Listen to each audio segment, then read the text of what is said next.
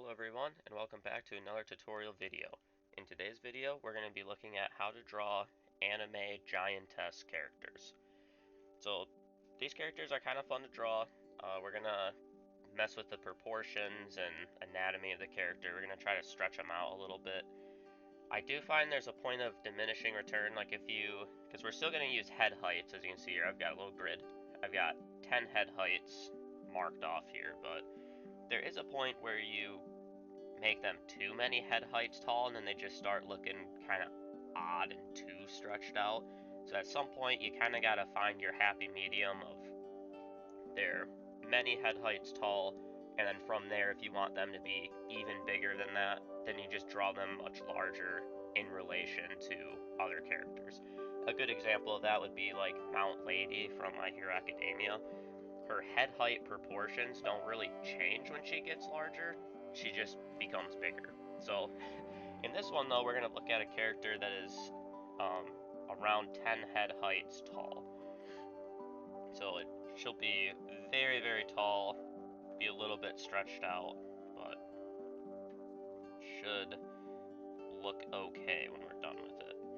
So first, I'm going to draw a little circle shape here. Just going to try to center mine a little bit better here. There we go.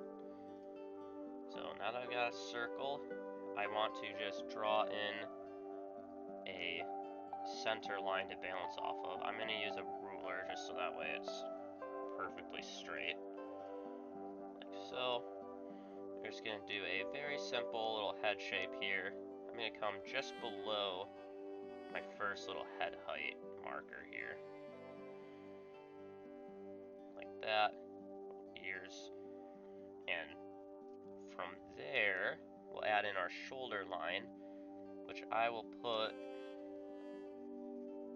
little bit lower than that even. Pretty much like a jaw length beneath her chin, kind of in this area. From there, I will add in shoulder circles, which I will put just outside of the ears. That way we've got a little bit bigger of a chest area to work with here. I'll just do some simple collarbones that connect to the top of those. Draw a simple neck. And remember, in the construction line portion of your piece, nothing in this is really permanent. This is just placeholders, and we'll mess with them and edit them to get our balance right, as well as our symmetry. So just try to give yourself some good guidelines, but you don't have to go too crazy with it. Alright, so from there, we're going to add in our rib cage. But I'm going to try to keep this rib a little bit skinnier, just because since our character is a little bit stretched out, her midsection and torso and everything is going to also be just a little bit thinner than normal, because all of her muscle and fat and stuff is just getting stretched. From there, I'll add this little line here to mark out where her breasts will go. And so you can see I've got, one head height here, and then I brought this, I'm going to bring it a little bit further down, just below my third block for head heights here. And I can mark off ribs. I'll add a little bump here where the rib cage actually is.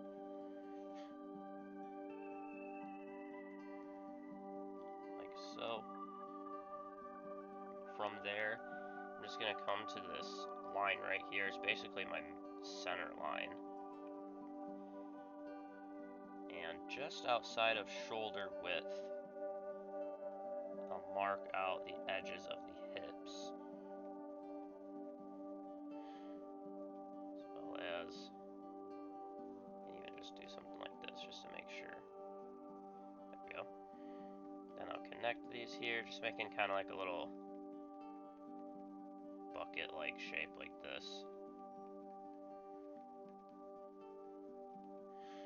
From there, we can mark out our unmovable area, so everything and here's the hip bone and isn't going to move. So we can just do that. Bring this hip down a little bit. Like so. From there, I guess we can zoom out and make sure everything looks correct.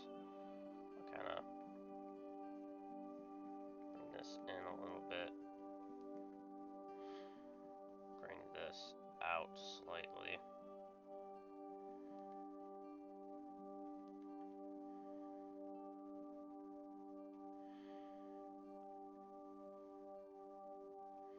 I'm just trying to kind of make my little hip points here line up.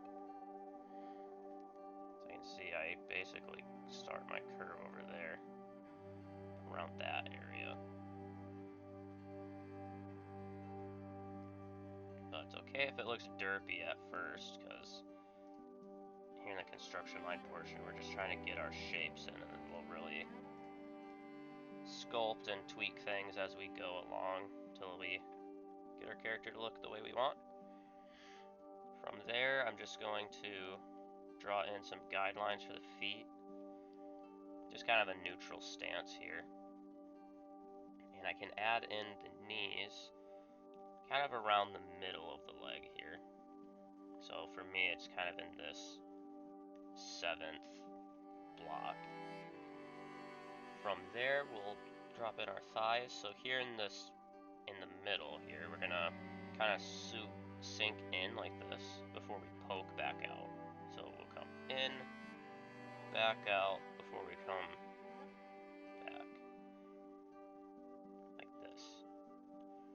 And then I'll just follow this shape underneath the knee. And I'll do the same thing over here. And make this shape a little bit less bulgy. And from there, we just want to add in the outside thigh. We're going to keep the thighs kind of at their thickest, just below the hip bone for our female characters, so we'll do something like that.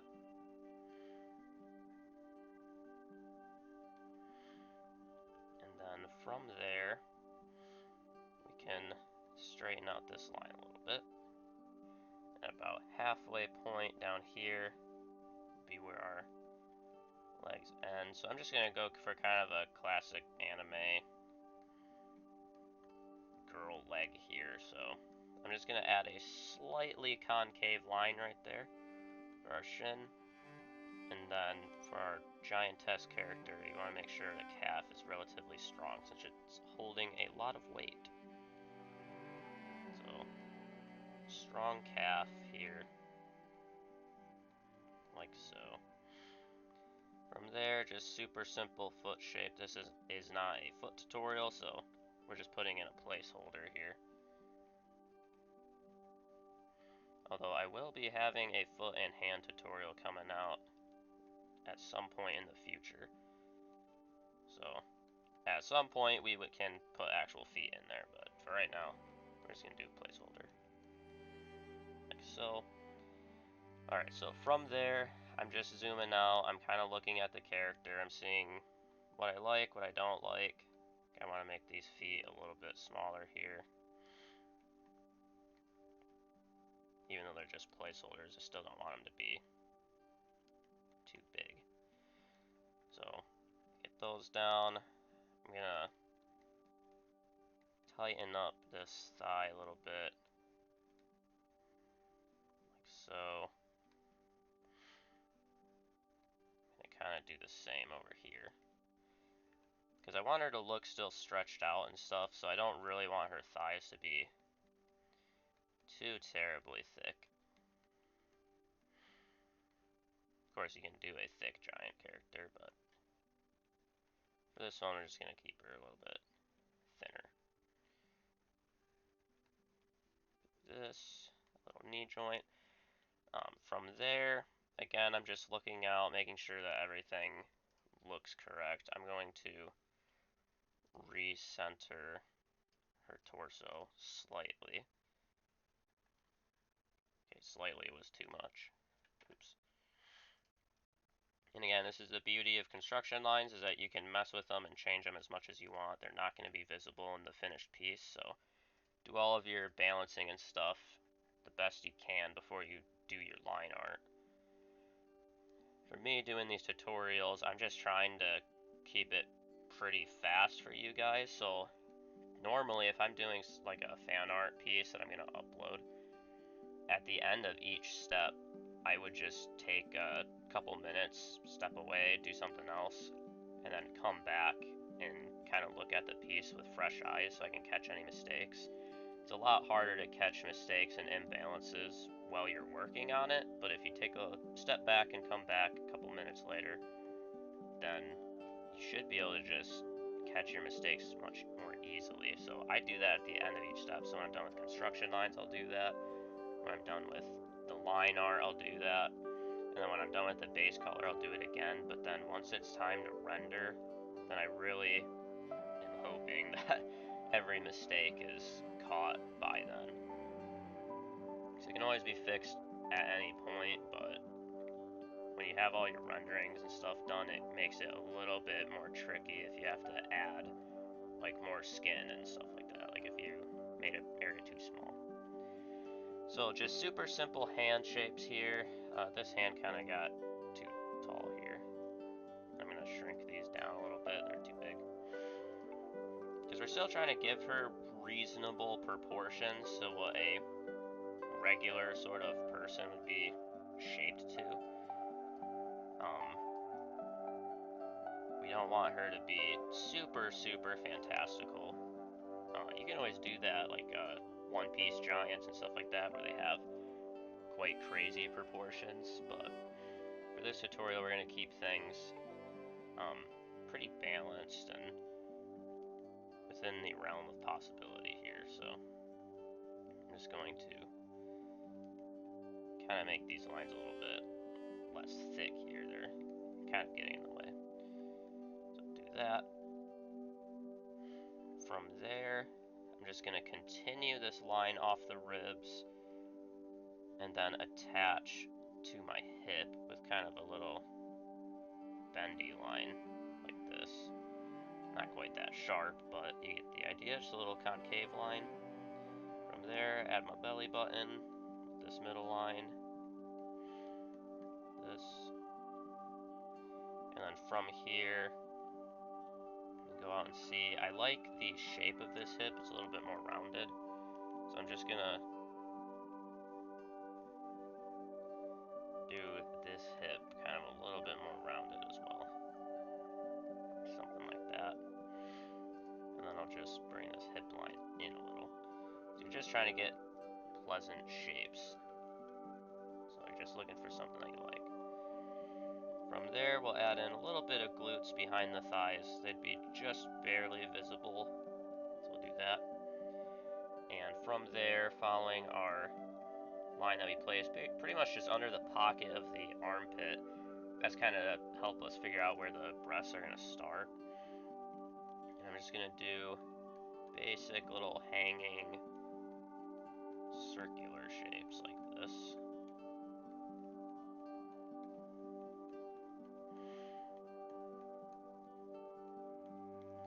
Just trying to keep them curved nicely and evenly.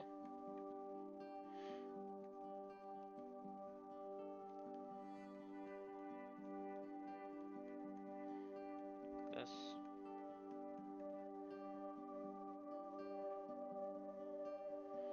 There we go. Should be fine.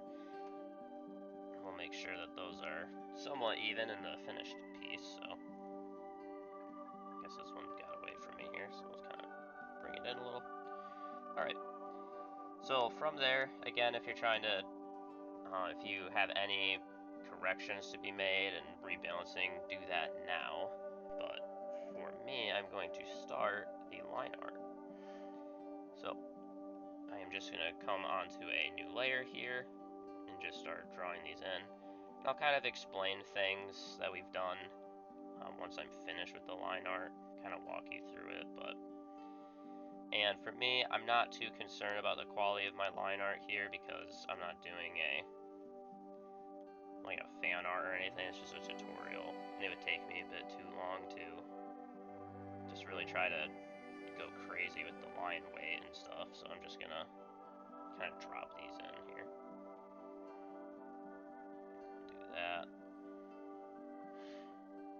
This one kind of get big, although I do need to make my eraser a little bit smaller here.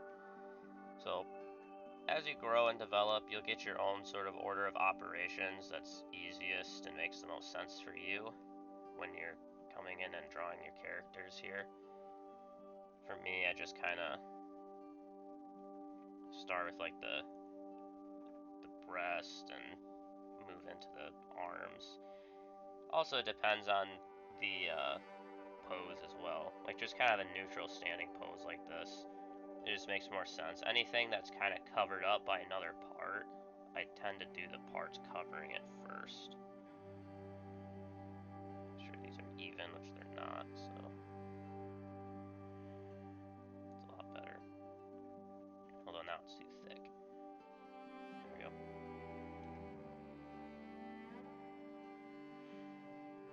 And like that. I think it's just this part that got too thick. Much better.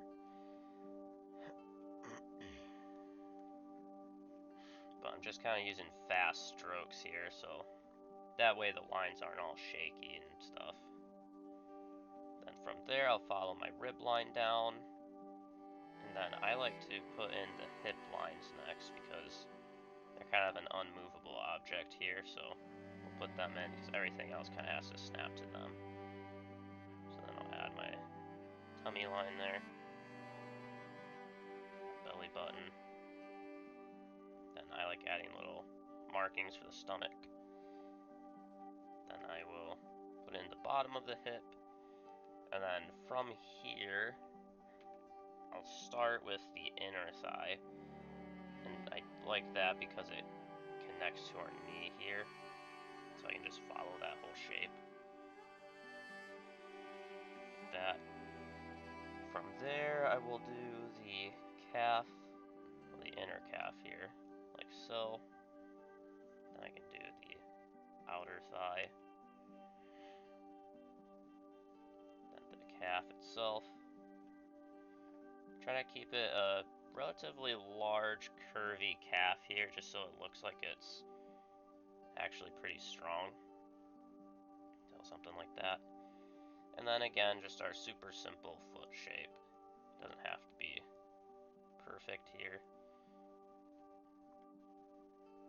Like so. And then just the glutes right here. Alright. So again, you can then do any rebalancing that needs to get done for your character before you continue forward with anything, but for the purposes of this tutorial, we've accomplished our goal. So again, for these giant characters, I like to just try to stretch them out to as many head heights as I can before they start looking kind of wonky. I mean, you could probably take this a couple more head heights and it would be fine, to be honest. But when I was just kind of messing around and playing with it, I just found that 10 head heights, I could at least get it within reason to where it doesn't look too stretched out and too odd. But it still gives the impression that it's a very tall character, and so it's a lot more helpful than just drawing a regular proportion character and then having to use like perspective and things like that to make them look bigger, especially if you're just drawing a portrait of a giant character by itself. Then if you don't want to have to draw like trees, buildings, or other people to help push that idea that they're a very tall character, then making them have, just more head heights to them themselves, you'll just look at it and be able to tell, like, oh, this is actually a very tall character. So either way, hopefully you found that helpful, and I will see you in part 2.